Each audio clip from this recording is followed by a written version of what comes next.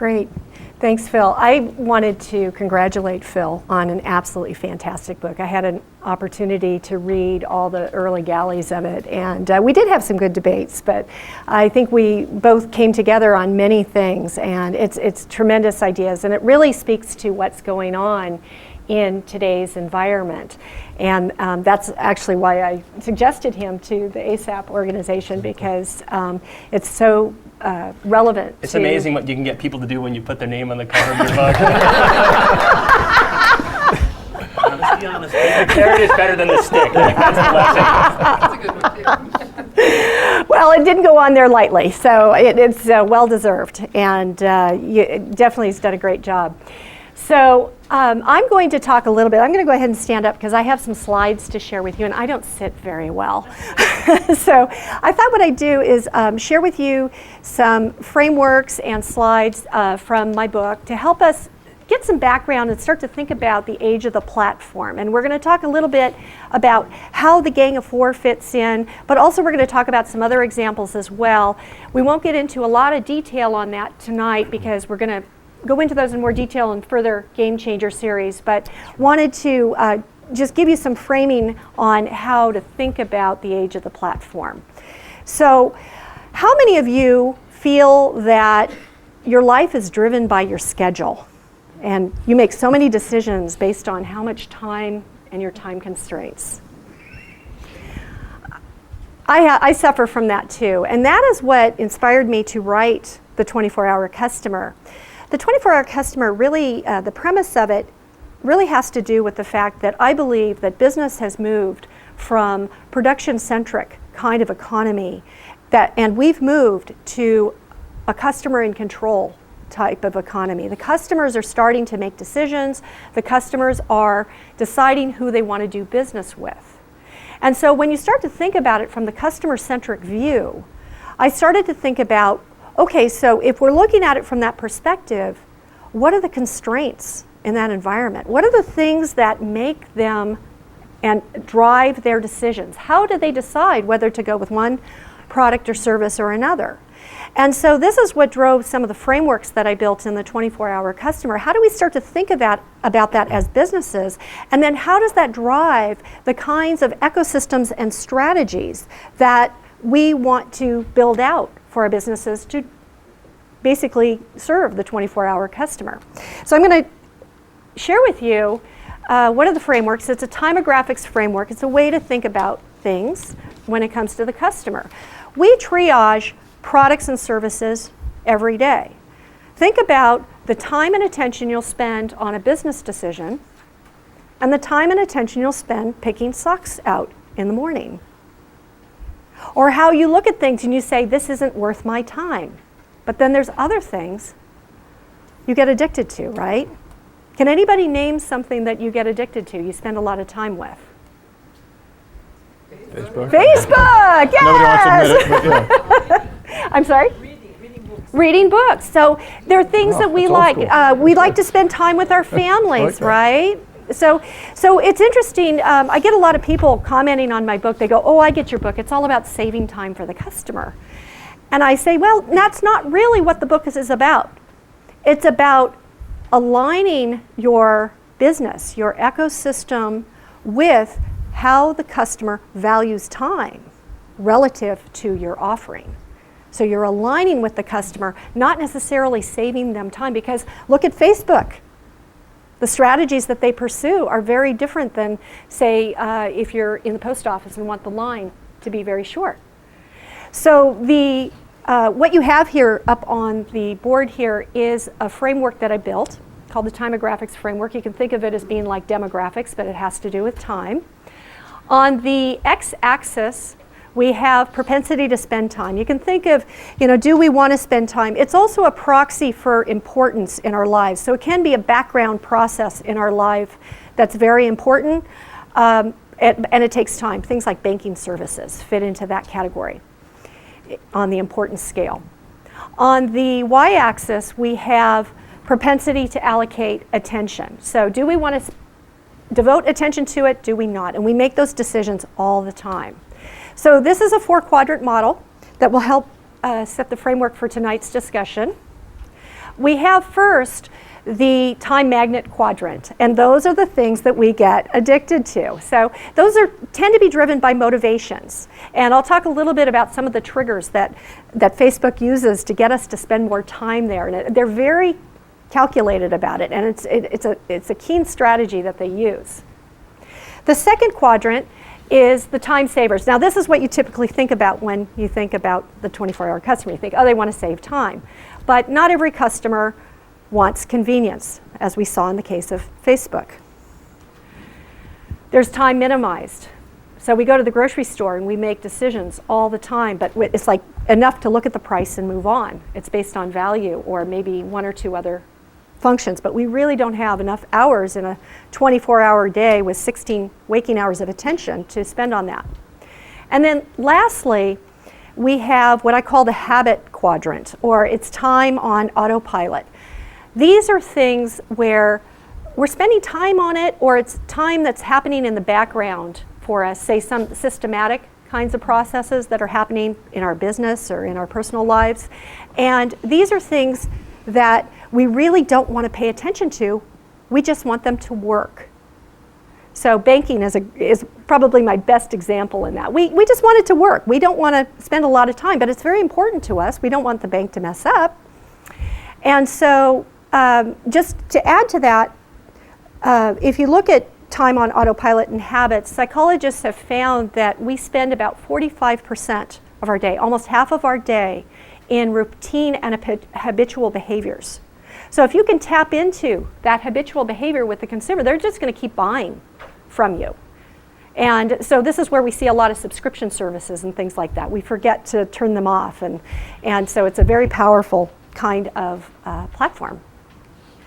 So when we start to talk about the Gang of Four and how they fit into this framework, most of the Gang of Four, most of their offerings from a portfolio perspective fit into the time magnet quadrant. More time is more money.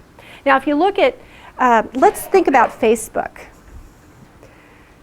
If people decided not to go on Facebook tomorrow, what would happen to the value of Facebook?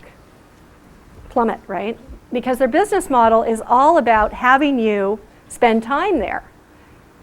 And so they have a business model, their advertising models, trying to get you there and keep you there. So this is why you see them building out partnerships on things that will get you to spend more time. They have games, they have college, you can even get a college degree on Facebook. I mean, they want you to live on that platform, right? Video Skype is a great example. They were missing it. They didn't want people to go away. Right.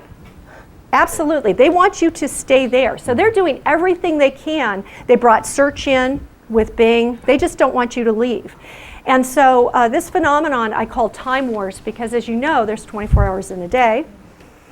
And there's actually an article I wrote for Fast Company. There's some copies out in the hallway, but if there's none left, you can check it out on, just look under my name on Fast Company, or you can just send me an email, I can send it to you. But it's about time wars, and it's basically how these companies are battling it out for time. So actually, Microsoft's move to partner with Facebook is masterful, because they did not want to partner with Google, because that would take people off and send people to Google. It's all about trying to keep you on that platform. Now, there's some other platform strategies that are also viable. I know a lot of marketers think, oh, you have to do the time magnet. That's the only way. But there are also other viable strategies that work in the marketplace. So one of the things that Sherrick's going to talk about in a little bit is about the Salesforce Social Enterprise and some of the chatter offerings that they're doing. That requires time and attention of the customer, and so the strategies that you pursue there are going to be, in terms of the partners you bring on, are going to be different.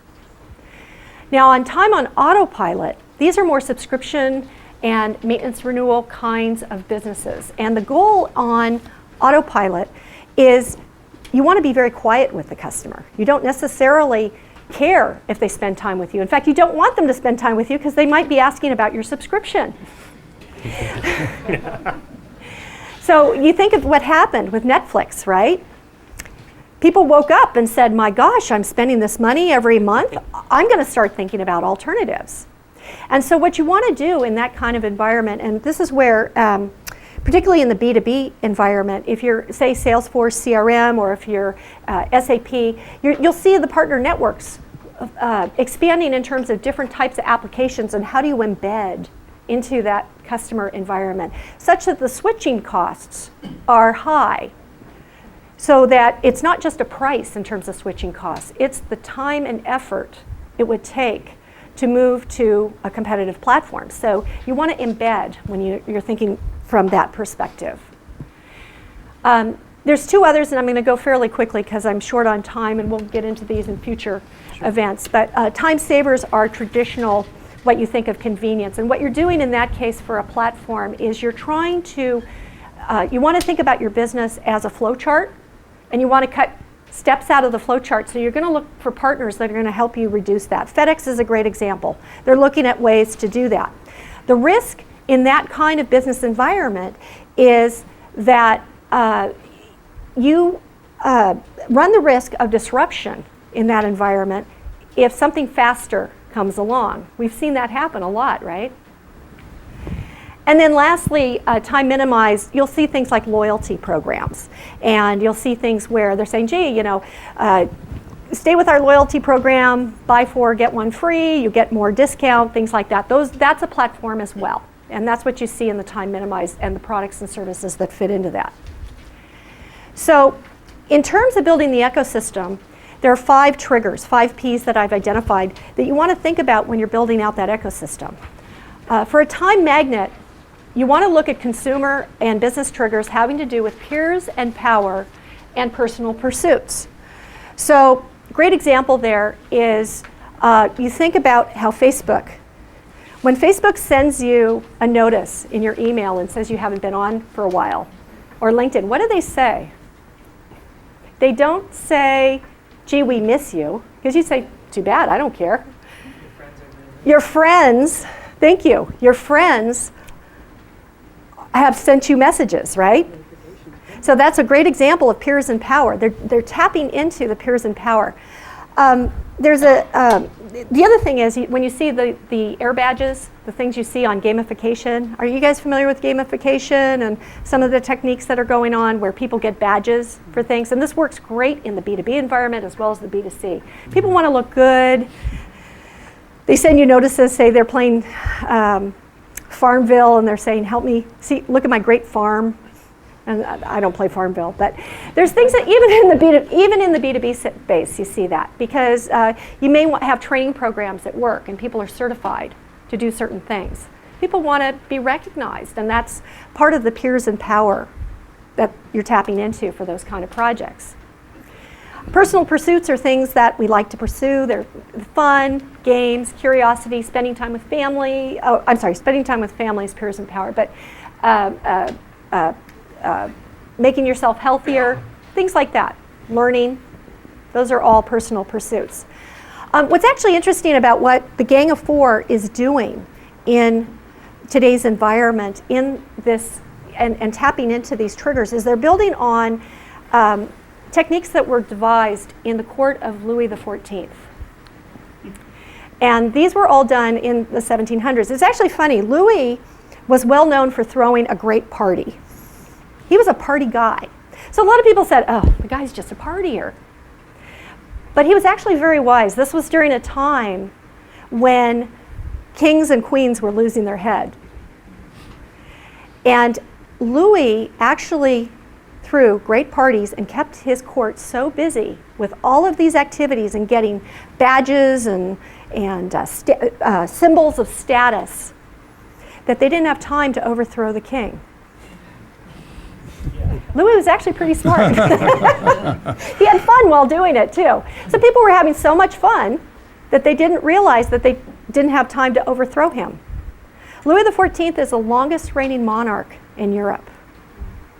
And so it's a very smart strategy. And so when you look at what a lot of the Gang of 4 are doing today, a lot of the techniques, they're tapping into those techniques. You've heard of the term RSVP, right? That came out of the court of Louis XIV. Respondez-vous s'il vous plaît? It was a way for Louis to tap into people and know where they were.